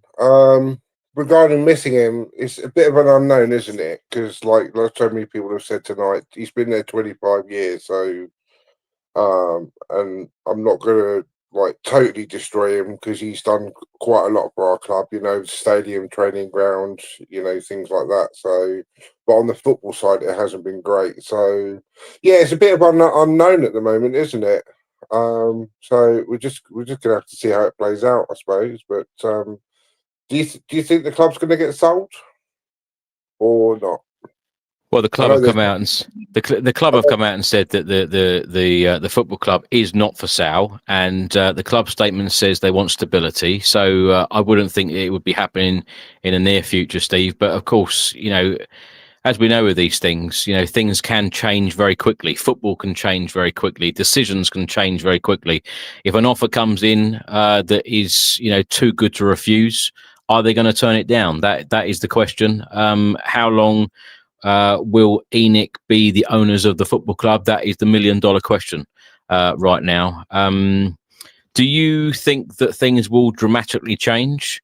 I suppose we have to wait until next summer's transfer window to see whether we do things differently, whether we spend more money, whether we go for top caliber players rather than players for the future. There's so many questions, but I suppose we will see more next summer.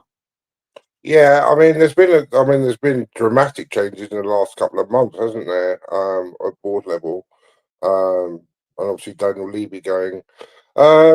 We'll just have to wait and see, I suppose. Like you say, we'll have to see.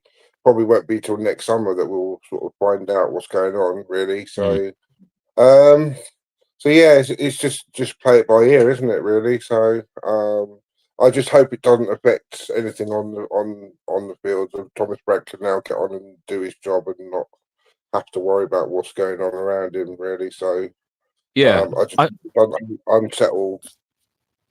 Everybody. I said this the other day, Steve. I think that if you were Thomas Frank, you would be pretty happy with the transfer window. I know all of us fans, we always say we want him, we want this, we want that, we want these positions. But overall, when you look at the bigger picture and you see what Thomas Frank has actually brought in to the football club in the summer, his first summer transfer window, he would probably feel pretty happy with that. Yeah, I mean, if we led to believe what we read, he wanted these players in. So obviously, we're disappointed about Gibbs White and we're disappointed about Eze, but you brought in Javi Simmons, 22-year-old, really exciting talent. Mawani, he's done it at the highest level as well. So exciting players, and you've got Kudus. And things like that, and mixed in with experience like Polinia and players like that, it's exciting. I'm really, really looking forward to seeing how those players perform together. But it will all come down to can we keep them fit? Because like you say, the schedule's going to ramp up now. So yeah. We just need to make sure that we keep them all fit. I mean, I'm quite happy that the players will come back off international duty and there doesn't seem to be any injury. So from watching the training videos, so yeah, it's going to be exciting. I think. Not going to get ahead of myself because no. that'd be disappointment again. But yeah, I'm excited. Obviously starting on Saturday, and then obviously, what we all crave as Spurs fans is Champions League nights under the lights at the Tottenham Hotspur Stadium. So really, really, really looking forward to that. So did I ever tell you I was a steward at the old White Hart Lane, Chris? You did, yeah. Yeah. What was your record there? How many wins did you see? I barely saw it lose, to be fair, Chris. It was always good. We beat Arsenal quite a lot. We beat Chelsea quite a lot, so it wasn't that bad. Good. Yeah. Steve, let me ask you about Matisse Tell, left out of Thomas Frank's Champions League squad. What do you make of it? I can understand. Maybe he thinks he's not quite ready yet, and obviously you want a player in there that is ready to tackle the Champions League. Fair enough. It's obviously disappointing for him, and he's come out and said it was disappointing. But hopefully, he can use that as motivation and yes, come along. I mean, he scored 2 beautiful goals the other night for the under-21s for France. So he's got it in him. So I just think he needs a little bit more time, a little bit more nurturing, and I think there's a player in there for definite. So, and he's, like you say, he's still young. He's only, what is he, 20, 21? So yeah, young, yeah. Steve, let me ask you lastly. You mentioned about being a steward at the old stadium. Now at the new stadium, the ticketing prices for the Champions League games. Now the trust put out a statement earlier, and there are a lot of green seats, meaning empty seats for the Villarreal game, the Champions League game on Tuesday. Now, of course, we want to be making that place absolutely rocking. Champions League nights are very, very special, and I tell you what, I can't wait to hear that Champions League music back at the Tottenham Hotspur Stadium. It seems like it's been a very long time. What do you make of the ticketing prices? Because surely, the football club need to be filling that stadium with supporters. I mean, going back to Europa League last year, the ticket prices were pretty much the same, weren't they? About 35. I don't think you paid more than 35 quid for a ticket, which is good. I think they are excessively high for Champions League. I don't know who sets up the ticking prices. Is it the club? Is it? Absolutely, yeah. Yeah, I don't know whether that was Levy's last sort of thing. I don't know, but yeah, I think they're a bit too high because it's because me and my son are going on Tuesday, and when I went on there the other day, like yesterday, there was loads of green seats. So we really, really need to be filling that stadium out. So, but yeah, no, I think a bit too high. Yeah. So yeah, it's a shame really because it's a great thing to take your kids to, their first game. So yeah, the Dortmund game is as high as £90, which seems very excessive. I saw that. I get it's Dortmund, but seriously, I think you probably have a half-empty stadium there. Yeah. So it's a shame.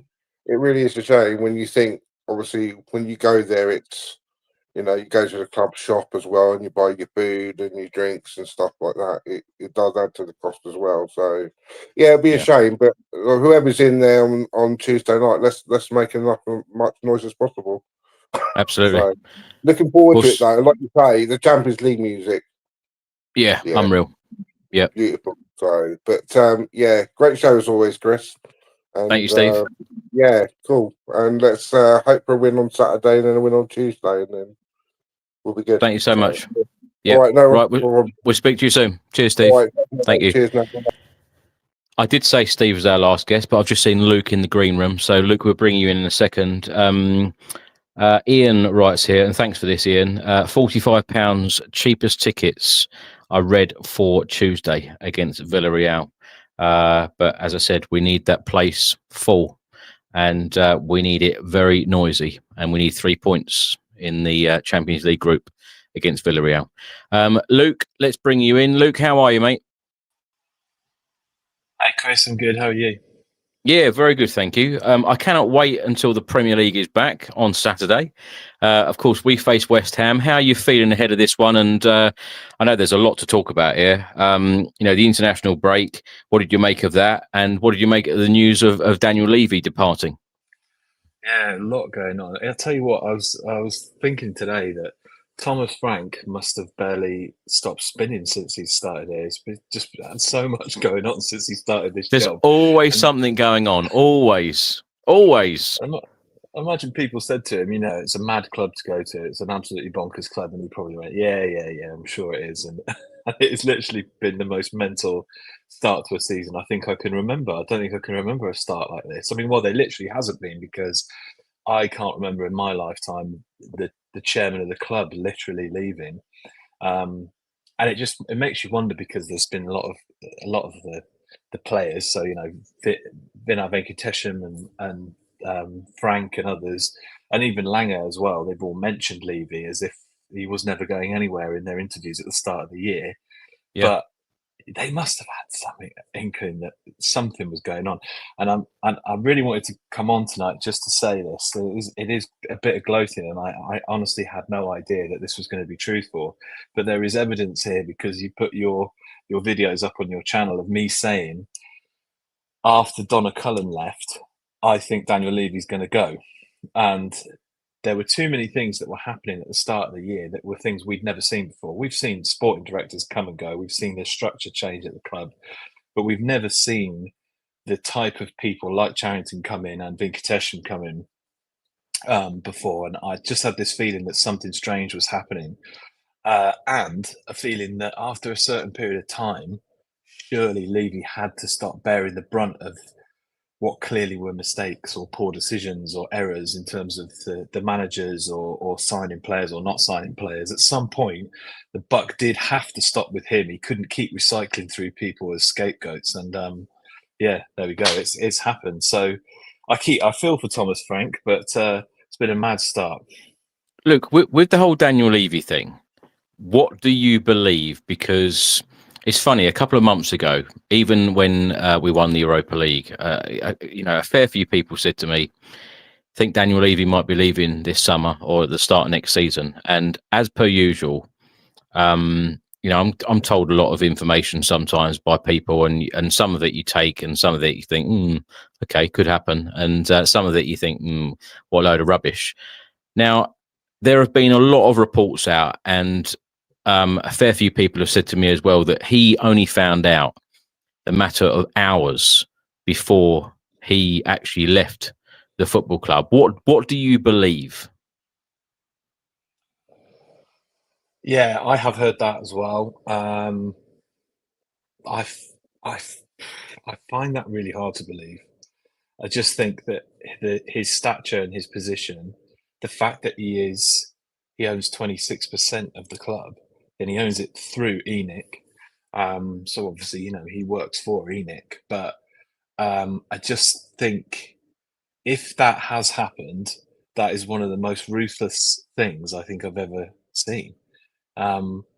Because if you are him, you'd be very, very disappointed the way that he has obviously been treated, because he will think that he's done, a fantastic job. And we've had many guests on here today saying that he's done a fantastic job in the boardroom and, the training ground, the stadium, etc., etc. And he's had a lot of compliments by a lot of people in the football world, since he has gone. Spurs said he stepped down, but, we're hearing a lot that he was being, asked to leave. Where do you think that leaves him with the football club? Because as you've said, owns a percentage at Spurs still, ENIC obviously, and does he still go to games? And it's funny, I've seen a number of comments during this stream saying, who takes his seat? Who sits in that seat now that he always was in? Does Peter Charrington sit there? Does Daniel Levy even go to the home games anymore? He was at most away games. Unless he was out of the country, he went to the away game. Does he go to those games anymore? Does he go to the matches anymore? It's going to be really interesting. What do you think?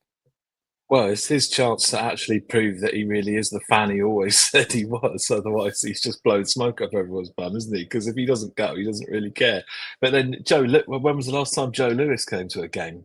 Apparently, he's been to something like 4 in the last 20 years or something like Yeah, that. He's couple. Yeah, barely yeah, ever been. I think it's going to be, is it Vivian Lewis? Is that his daughter? Yeah. I think that's who's going to be there. I mean, you've probably read the things about the fact that she and Daniel Levy didn't get on at all. And I don't know how true that is, but I imagine that the Lewis family now and all the communication we've had out of it, and Vicky Tesham's interview the other day, constantly referencing the Lewis family. I think they're going to try and have a much more public face now, and we're going to see them. It's Vivian, Nick, and I can't remember the other fella. But the three of them probably going to be there at the games in Daniel's seat. Luke, what do you make of all of these interviews that have gone out? Because for many, many years, ever since we've recorded the podcast and these fan shows, we've always been saying, a lot of Spurs fans, on X and, other social media channels that have always been saying we want more communication from the club.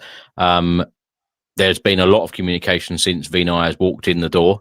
What do you make of it? Are you a fan of it? Do you want to see more of it? Do you want to see different questions being asked? Well, yeah, I mean, it's the club interviewing the club, isn't it? So it's not exactly, he's not really being grilled by like Frost or anything like that, is he? What would you ask? What would you ask? Because I tell you, I've said for years that I'd love to get the club officials on shows like this, because all of us would put together a decent set of questions and say, look, can you answer these from our perspective? Like you've just said there, the club supposedly interviewing the club. It would be, I think, we'd be respectful if we asked those questions. But what would you ask if you had a go of asking a couple of questions? What would you like to ask some of these board members now? Oh, the first thing I'd say is, what do you think we want to see? Because if they couldn't answer that question, they're not on the right track. And it's a hard question to answer, that, because they can say what they think we want to see, and they can also say what they think they can do, and they're not always the same things. I think that was the thing that Levy always said. He knew what the fans wanted, but his line that he always put out when he did rare interviews was, "Oh, we have to make sure the club's sustainable." That was always his line, wasn't it? And he did do a phenomenal job of that, but we saw where that actually damaged the football inside of the club. But I think it would just be, what do you think the fans want? What do you think we want to see? Tell us what you think is something that fans want to see. And if they could match that and align that with what we actually want to see, then I think I would feel more confident about where we were going. I'd also ask them straight up, is the club for sale? Because obviously people saying, oh, but they've said it's not for sale, and they were pretty clear. But they're not going to come out and say, oh, we're desperate to sell, who fancies a pot? Because then the price goes down. So they're going to say the club's not for sale, because then it seems like a more difficult asset to get, and whoever wants it's going to have to make sure they pay the right money. So I would ask that as well, because I'd be fascinated to know whether or not it really is. So have you got confidence that the Lewis family will still own the football club this time next year? I think because they've been talking about putting in some investment, this is my clairvoyance here, seeing as I got the Daniel Levy thing right.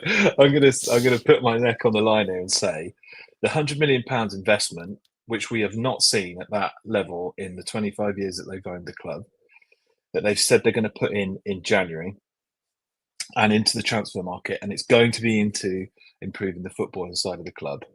That, for me, is to try to get the on the pitch side of the club to match what they have created off the pitch. Mm-hmm. And if they can get to a point where they've got a team that finished in the top 6, which brings in extra revenue, which brings in extra television rights and all that jazz, and they've got all of this infrastructure in place, then they've got a club that they could argue could be $4.5 billion. If they get a club that, they sack the manager, the players are upset, they're leaving, and they finish 2 places off the relegation zone again, the valuation of the club goes down, doesn't it? Because they're saying, well, whoever's going to come in is going to have to invest in the squad and all the rest of it. So my feeling is their plan is fix up the pitch side part of the club, which Daniel Levy was failing at and we know that he exceeded beyond all expectations off the pitch. But that's done now. We've got that in the bag. On the pitch was not going very well. So that's my personal opinion. I think they're going to try and get us back up into the top six, prove that we're, the sort of kind of club that can consistently compete up there. And then we're going to start seeing some offers come in. And I think that's when some serious business will happen. So in simple terms then, Luke, spend £200 million next summer transfer window. Make sure the club is in a good European place, i.e. Champions League or Europa League, and then take a 4 million bid. 4 billion, sorry. I mean, yeah, well, I think if people are saying now that the valuation's knocking around between 3.5 and 4.5 billion. I think if you get this time next year and you've got a club in Europe who's had a great season and a promising squad and a really talented manager, you can start pushing an extra billion, and you've only put in 100 million, funding for the players. It makes sense in my mind, but I think that's what they're trying to do. Yeah, we will see. Yeah, and it might even be more if Thomas Frank won Spurs an FA Cup or a League Cup, and we've just had another trophy parade. Yeah, you never know. Let me ask you about Ange Postecoglou being back in the Premier League. How do you feel about it? How does it feel to see him wear that Nottingham Forest badge, and how does it feel to see him in the press conference talking about Spurs, talking about Daniel Levy, and he didn't quite understand why he got the sack. Go and watch it, or go and listen to it if you haven't already, to all the listeners and the viewers of the podcast so far. But he kind of said that he didn't understand that he'd won a trophy at Spurs, and didn't really get it. I think there's a funny side to Ange. I still stand by the fact that I like him a lot. I liked him when he was at Spurs, and I think he's a good person. But he's got this almost like boxer's bravado about him in the way that he likes to sort of talk a bit of nonsense about himself to keep his stock up. Do you know what I mean? I think he's some of the stuff he said, like, I don't understand why I got the sack. And, a lot of fans felt that way. A lot of fans loved him. But it's still funny to hear him saying, I don't know why I got the sack, mate. Yeah, well, it's like, well, you did lose 22 games. He did say, to be fair, we put the Spurs fans through a lot of tough times last season. He did say that, and that's probably the fairest thing he said. The thing that I thought was a bit of nonsense was he said, I knew it was coming from way before the final. I thought that was quite funny because some of the stuff he was saying at the time did not suggest that. So I said this on the day of the parade, Luke, because there were a lot of talk. That day of the parade, of course, we all loved it. But when he came out and said, about the season 3. Surely, like, when I heard the season 3, I thought, okay, if he's come out and said season 3, then he's staying. But there was a lot of talk saying that he was going, and I heard from a lot of people that he was going, and I'm thinking, but why would you come out and say, about season 3? Because you're really throwing the board kind of under the bus, aren't you? The fact that if I've said season 3, then it's kind of happening, but if he says he knew it was coming, then it don't make sense, does it? It doesn't make any sense. And I've seen a lot of people online saying he was just trying to like wind the board up by doing that. That's his sense of humour, and I bet that worked. Yeah, Luke, I think you put yourself on mute. Sorry, yeah, that's it. Let me ask you about Jed Spence. What a turnaround in his Tottenham Hotspur career. It looked like a couple of times he was heading out the door on a permanent basis. Had a couple of loan spells, and Ange turned him into a good player. And even though now the majority of the games that he is playing in a Spurs shirt on the left-hand side, and I've said this many times on this channel in the past couple of months, certainly, that no one ever says he looks out of position. And now he's made his England debut. That's brilliant. Yeah, I mean, you probably saw the footage of Harry Kane welling up the other night, handed him his cap. And that really shows you, we don't see a lot of that stuff. And Harry Kane's someone who keeps his emotions very much in check, really. And people criticise him for that. But you could see he knew what Jed Spence had been through. And I think you must have seen this as well, how much his family were with him all the way through last season in the Europa League final, and even I think they were even away at Bodo, weren't they? And Luke, they I see them everywhere. I see them everywhere. Yeah. Even when I went to the England game at Villa Park on Saturday, the Andorra game, of course, they were all buzzing outside the ground. I saw them, and they all were hoping and expecting him to make his debut there. And of course, it happened Serbia away. But yeah, they're over the moon of what he's achieved, and it's incredible, an incredible turnaround. I wonder how much they sort of started. I obviously didn't follow him too closely when he was going out on loan and stuff, but he kept getting these issues with attitude problems, and I wonder how much they maybe have sort of rallied round him more since that's happened to sort of boost him. And it seems to have worked. Yeah, brilliant story. Luke, lastly, let me ask you about Matisse Tell not being in the Champions League squad.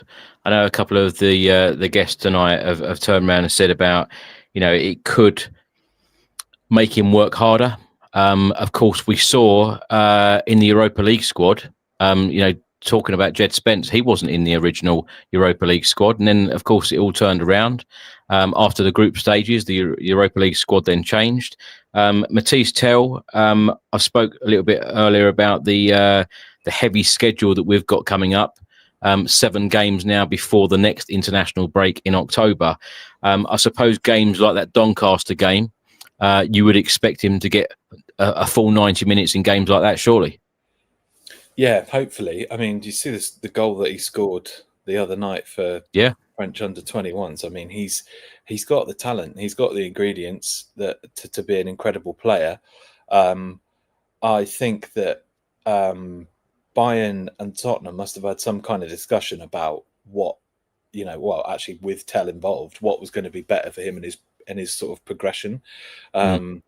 So he must have a place with Spurs for the rest of the season. Otherwise, I don't think he would have come and signed for us. I think he would have been happier sitting at Bayern. So what I think would be difficult for him is if it's put on his shoulders to come on late on if we're losing and try and win us a game. But I mean, it just takes a little run, doesn't it? It just takes a little run. You knock a couple in.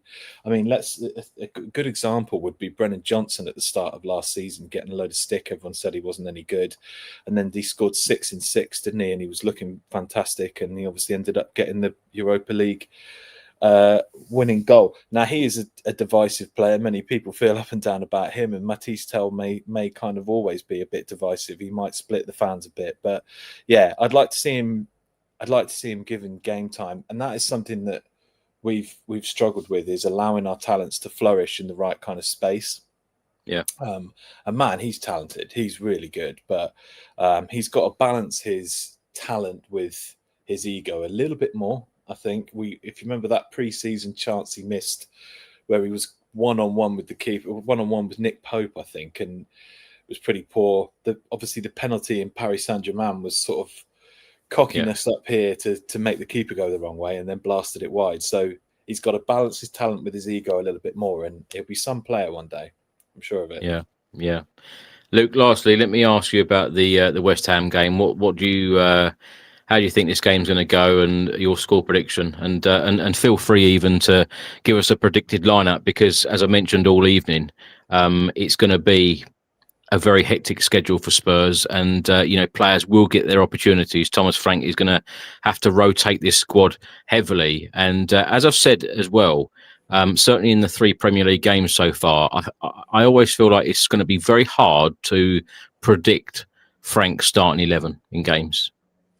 Well, certainly with the late additions in the window as well, because two of those players can play in multiple different positions, which actually I think really helps him to potentially rotate and change his formation quite a bit. I hate this fixture. I have to say, I hate it because West Ham can just completely not turn up and still get a draw against us, and it drives me nuts. But it's always entertaining. It's always a bit mad.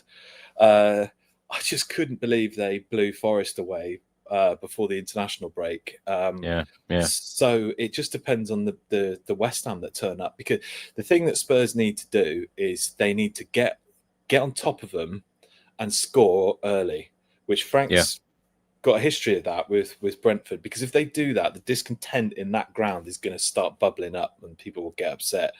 Absolutely. And then the players start to lose focus a bit. And that's what we need to play on, the fact that they aren't very happy at the moment and it's just being held below the surface. There's rumblings about Potter and whatnot. So, in terms of a lineup, I think Xavi Simons has got to start, I think, because you could see where against Bournemouth that kind of player and that outlet was missing in the midfield. But I can't see you leaving Sarr out, if I'm honest. I think you need running power against West Ham. I don't think they've got pace on the wings, but I think their defensive line is pretty slow. So I think, look, on Xavi Simons, would you expect him to play the majority of time in that number 10 role? Because Thomas Frank did say in the last press conference that he will be playing in the number 10 or on the left-hand side.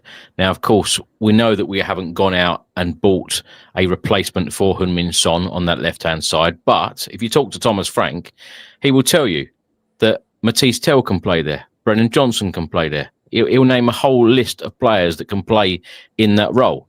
It's the thing, isn't it, that the fans always say, oh, we need this, we need this, we need this. And then you ask a Tottenham manager, it don't need to be Thomas Frank, could be one of the previous ones. And then the manager will reel off all these players and say, well, he can play there, he can play there. Would you expect Xavi Simons to be playing there a lot in a Tottenham shirt on that left-hand side? Well, actually, if you look at our last two games, it's a perfect example of how we could switch between the two. Bournemouth, we needed someone in that 10 role. Or the three players that were there, none of them did a particularly good job of picking the ball up in, under pressure, dropping the shoulder and making a pass and progressing the play. And the ball just kept coming back at us time and time again. And that just wasn't happening. Xavi Simons would have been amazing as a 10 in that particular game. But against City, we didn't need a 10 because the work was being done by the pressing unit in the sort of the triangles and boxing City out and forcing them out wide and making life difficult for them. In fact, it was the defensive work and then the counter-attack that was causing City problems. You didn't really need a 10 in that space. I say that. Look how well Maddison did there last year when he played and scored twice. So, but then again, he switched the role. He almost became a 9 in that game, which was a bizarre thing. So, I think that what you'll see is that when we're defending more, we're probably less likely to need a 10 and more likely to need someone with a bit of trickery up the left wing.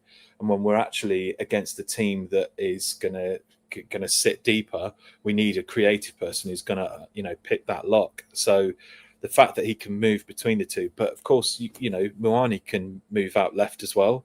Exactly, yeah. And he can be up front. So, you could, in theory, you could have Simmons, Richarlison and Muani on the pitch at the same time, all doing a slightly different job. So I'm excited by it. I'm excited by the versatility and the fact that he can switch it up. And as you said, I think it means that people now will go, I don't know who's going to play where against us. We don't know who we're going to be coming up against. And I mean, man, if you watch probably like me, I imagine there's a lot of people watching now have done what I've done and sat there and watched the highlight reels of Muani and of Simmons for hours on end and scoring goals against random teams.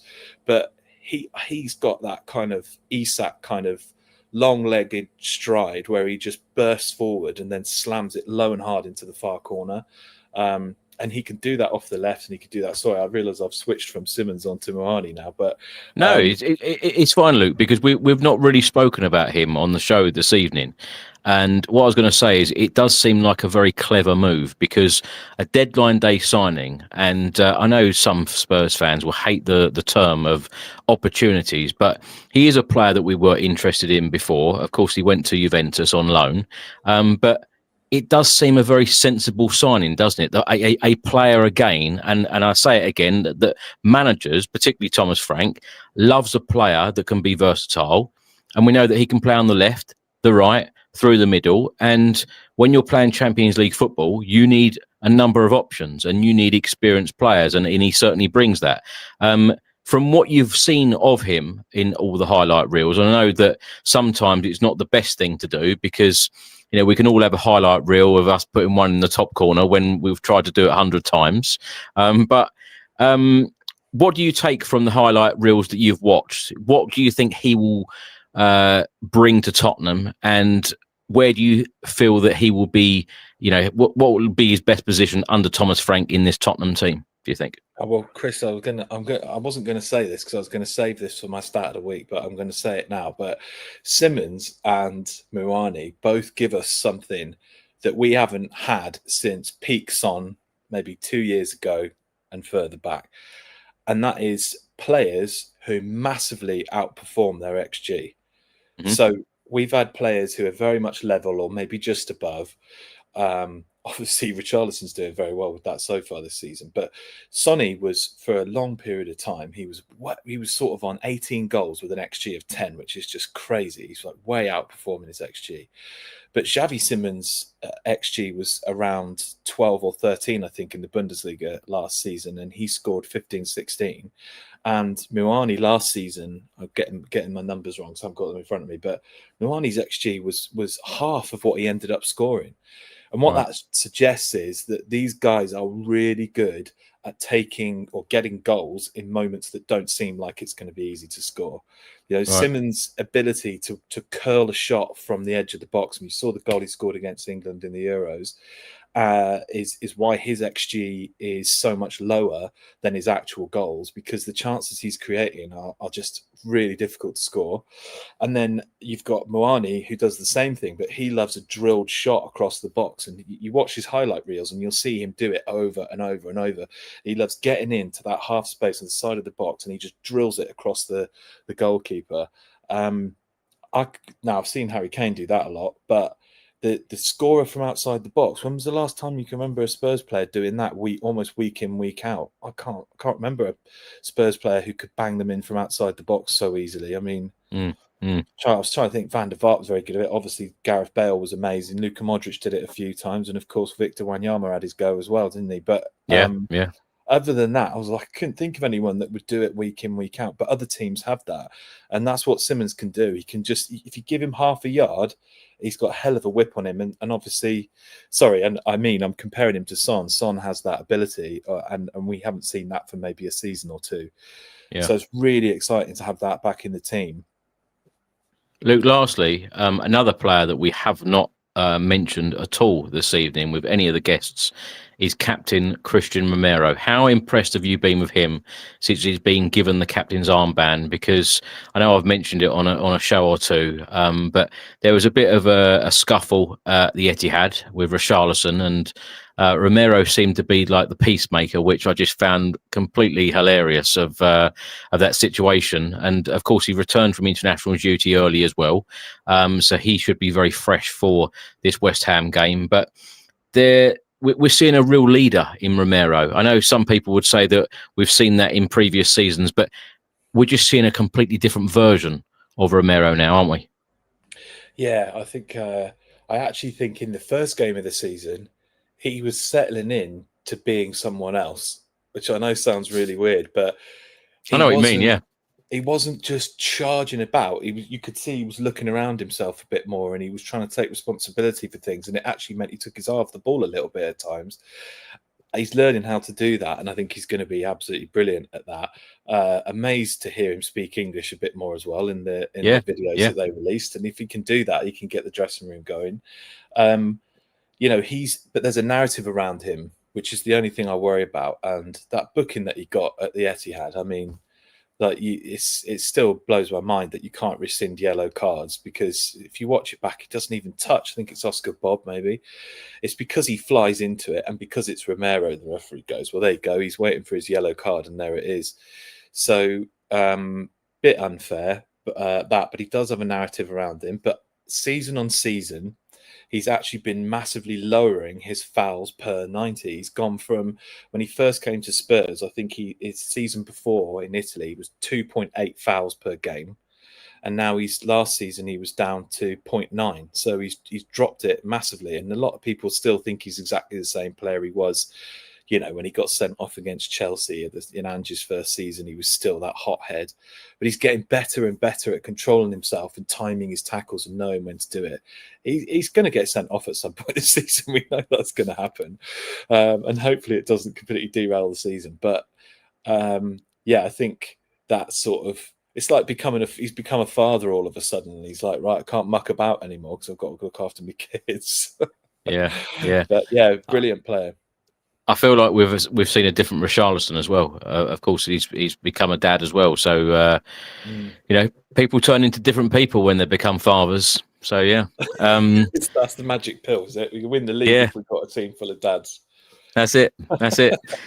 Luke, always enjoy talking to you. Can't wait to have you back on the podcast again very soon, and also can't wait to receive some more stat videos because you're slowly turning into our stat man on this channel. So it's fantastic. So thank you so much for all of your input, and we will talk to you soon. Have a good weekend. Cheers, Chris. See you later. Bye. Cheers. Right, that is the end of the fan show, and. Thank you so much to everybody who has popped on today, giving me their thoughts on Tottenham, on Daniel Levy, Vinai Venkatesham, Ange Postecoglou, of course, returning to the Premier League. Good luck to him and Forest at Arsenal at the Emirates on Saturday lunchtime. Good luck to Thomas Frank and the Spurs squad travelling to the London Stadium to face West Ham Saturday 5:30 p.m. kickoff. And of course, that Champions League music will be back on Tuesday. But thank you so much, everyone who has come on this evening. If you'd like to get involved in a future fan show, please do send me an email. It's tottenhamfanchris@gmail.com. We're live on YouTube, Facebook, and X. So always great to hear from you. If you don't want to come on one of the fan shows, just get involved and give us your thoughts on the comments section. Always great to hear from you. But thanks so much to everybody for tuning in this evening. Thanks for watching. Thanks for listening. Have a great weekend and stay safe and well. Until the next one, come on, you Spurs.